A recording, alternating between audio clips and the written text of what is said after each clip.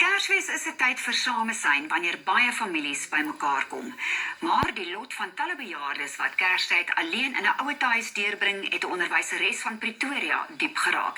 Sy organiseer vanjaar die tweede Ouma en Oupa projek, waarmee meer as 1000 Kerspakkies ingesamel word om die bejaardes te bederf.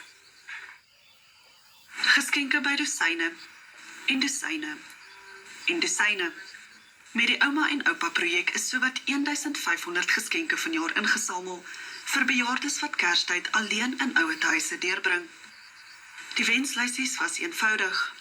Daar's bejaardes wat vra vir toiletware, vir kruideniersware, party sal spesifiek vir jou sê ek wil hierdie lyfroompie hê of daai ietsie hê, en dan anders of vir koekies, lekker goedjies, sjokolade, veral marshmallows vir die ouer mensies wat nog bietjie in die bed lêend is. En dan party vra ook vir kruideniersware, of dan so daar kan jy sien daar's 'n behoefte. Dit is die tweede jaar dat die projek Pukok se huis oorneem, maar sy sê die bejaardes se reaksie maak alles die moeite werd. Van hulle het of nie kinders nie, of van hulle is net daar afgelaai en hulle kinders is of oorsee, want baie van hulle se kinders het gemigreer, of anders net wel ons het familierisies gehad en my kinders het geen kontak meer met my nie.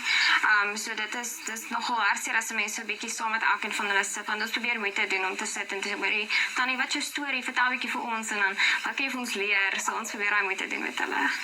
Die geskenke word op 'n klein funksie uitgedeel, waar Pukoks en haar span saam met die oupas en oumas kuier. Ons het nie meer pakkies nodig nie, ons het wel peselhappies nodig, want ons hou 'n funksie vir die ou mense, so ons kuier lekker saam met hulle en wil ietsie vir hulle ook 'n bietjie bederf, maar as mense wel wil kom help en die dag wat ons wil spandeer, sal dit vir ons baie lekker wees.